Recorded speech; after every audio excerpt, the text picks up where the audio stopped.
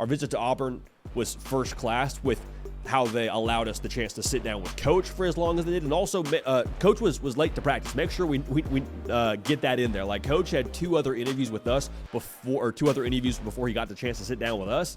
And he could have just said, nope, forget it. Don't have time. Come back another time. Instead, came in there at 3:25. Practice started at 3:30 and gave us a solid 15 minutes. So that was phenomenal. I want to start with the intel from what we were able to gauge from watching spring practice. Then I want to tell you all about our visit. So from an intel standpoint, like you heard Coach talk about it during that conversation that we just played for you, true freshman Cam Coleman is every bit as advertised from what we were able to see. Now, obviously, there's still a transition period for him getting up to speed with the college game and the college playbook, but like, dude is a freak show. Okay, like I am not an NFL scout. I am not a scout, period. I have nothing to do with our rankings. But Charles Power and Cody Belaire are the best in the business. They said Cam Coleman's a 5-star plus kind of player, and Hugh Freeze more or less agreed with us during that conversation. Watching him move, even at three-quarter speed, with how big he is, just different. Like I've said that on a previous show, I'm going to say it again. He's just different. When you watch that wide receiver group, and they got some good receivers out there, don't get it twisted, but that true freshman and the way that he was moving through drills and moving through practice just kind of glides. Also, we got to see them run a little bit of some offense on air. There was a pass that was thrown behind him. As big as he is, typically bigger receivers too, it's a little bit more of a chore to reach behind yourself. I mean, you're moving a lot of mass. Cam Coleman very casually reaches back, plucks it out of the air, doesn't break stride, runs up the sideline to finish the drill. I understand. It's routes on air. They weren't wearing helmets. Heck, I don't even think they're wearing shoulder pads. But you know different when you see it.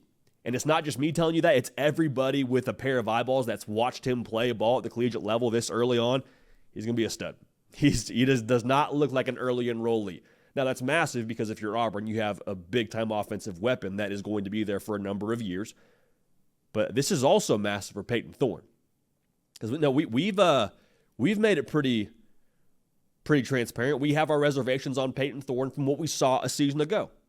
But if you give him an alpha dog wide receiver like Cam Coleman, if he hits the ground running and you give him an outlet pass to work with every single play, knowing, hey, if I get the ball out to 8, we got a chance, how much of a luxury is that for Payton Thorne that wasn't there a season ago?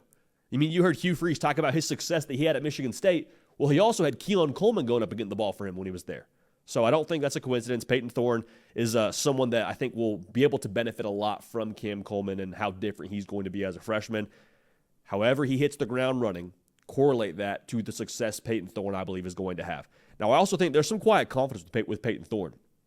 Now, we only got to see, again, nothing super competitive, nothing that was super intense from a 11-on-11 standpoint. We didn't see any 11-on-11. It was a teach day.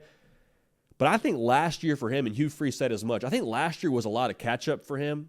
Got there after spring practice, new place, new teammates, new system. He's trying to get all up to speed.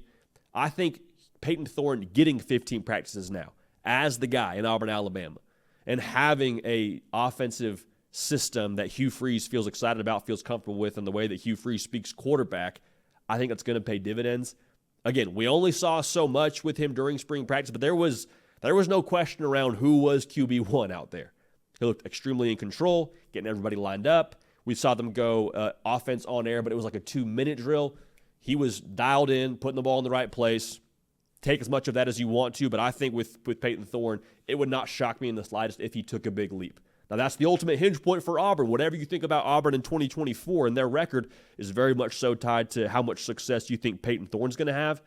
But I would not overlook the fact that it's going to be a Hugh Freeze offense. There's a lot of discussion around who's calling plays out there with Coach Nix or Coach Freeze. Whatever it is, it's a Hugh Freeze offense. Payton Thorne will benefit from that. Mark my words. Defensively, DJ Durkin, he's just fun to watch run a defense, man. Like, you can tell he's coached a lot of ball. He's got kind of some wily veteran to him. He's got a standard he's setting out there when you watch them practice.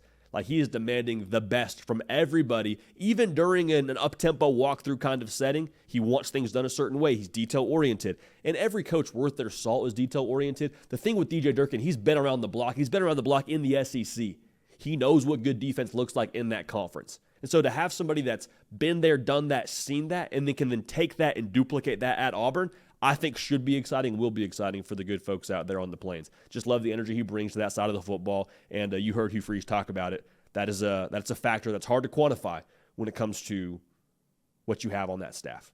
So that was kind of the intel part of this from what we got to see from practice. Again, only saw so much, but there's a healthy edge, I think, within that team.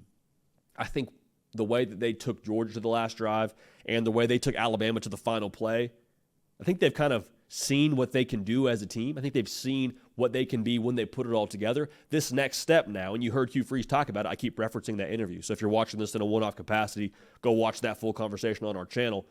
If they do things to the standard that winners do things, kind of cliche to say, but stick with me here.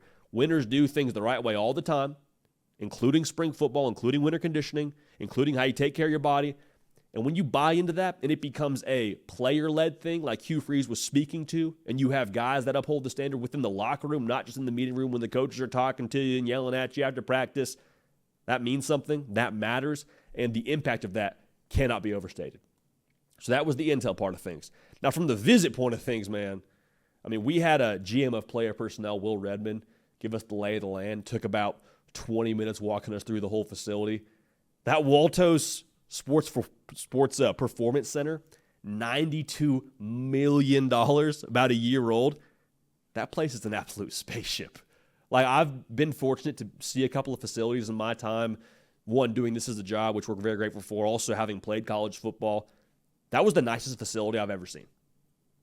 Now, we're going to get to some other places now during this spring field trip season, if you will, but that was the nicest I've ever laid eyes on. Everything within that building is state-of-the-art. Everything within that building is detailed down to the placement of the lights. Like, the lights are even positioned to a place where if you look up at them, it looks like an eagle flying overhead. It's subtle, but it's detailed, and they did not overlook any of those details. The projector that they have in that building is next to their meeting rooms. So you have your meeting rooms around this like strip of what almost looks like a turf field. It's pretty narrow, but what that's there for is for you to walk through during the week your assignments before a game. So they have this projector that projects onto the wall, and it'll show the facing shot. Like if you were on defense, it shows what it would look like if you're lined up on the field against the offense, the on-field view. And so you can walk through your assignment in real time, be able to work the optical part of it. I mean, again, I understand that's the thing that some NFL teams have, some NFL facilities have, but Auburn has that, and I'll tell you what, they probably utilize it. It's nice. Weight room is massive.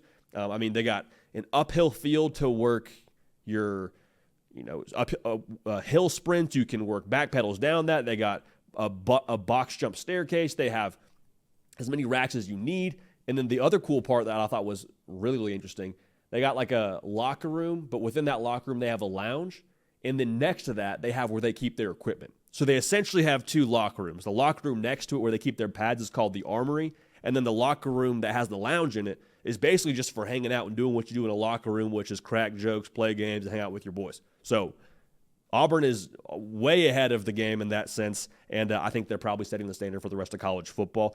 Curious to see if we have more locker rooms like that and more facilities like that going forward in the college football landscape, because all that money now is probably going to acquiring talent. But tell you what, we left that place after seeing the indoor, seeing the practice field, seeing the weight room, seeing the meeting rooms, all the just bells and whistles that they had, and I was like, all right, I'm ready to commit. Like, I'm ready to go play ball for Coach Freeze in Auburn. They have a very clear messaging from the top down with how they're doing things. It's we want to develop you as a person and develop you as a player. Those things are equally important to us. In fact, we want to develop you as a person first, and we care about you not just for what you can do for us on the football field, but how you're going to be a man, be a student. And some of that's cliche. Some of that just every place will tell you and talk about during a recruiting visit. I don't think it's just lip service with this staff and with Hugh Freeze. So they got to focus on adding talent.